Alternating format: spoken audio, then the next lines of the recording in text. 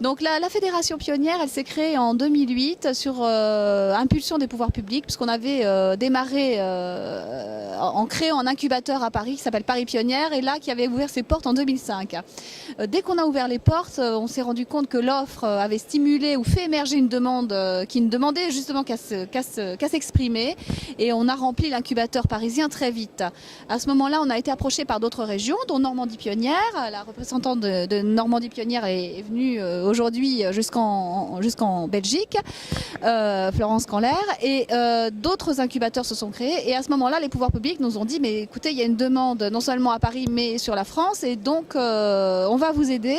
Il faut que vous montiez une fédération pionnière qui permette de fédérer un peu les moyens et de stimuler cet entrepreneuriat féminin sur l'ensemble de la France. Alors je crois qu'il y a eu une prise de conscience assez récente que l'entrepreneuriat féminin, c'était pas seulement un aspect social, c'en est un, parce que l'injustice, c'est jamais bon, mais surtout, il y avait des enjeux économiques. Et le fait de stimuler un entrepreneuriat féminin innovant et dynamique, ça pouvait faire gagner quelques points de croissance au pays. Donc là, c'est comme ça qu'on s'est développé assez vite. On est maintenant approché par des technopoles dans le nord, dans le sud.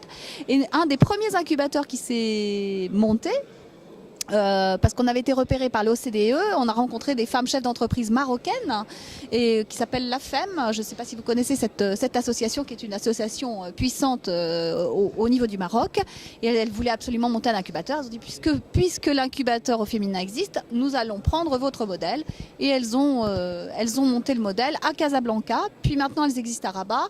Je pense qu'elles sont en train d'aller à Tanger, et puis il y a un projet également sur Fès.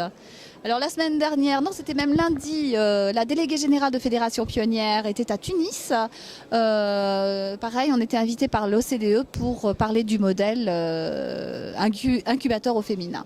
Alors l'incubateur au féminin, c'était important de travailler sur une cible de femmes particulièrement préoccupées par des projets innovants et ambitieux.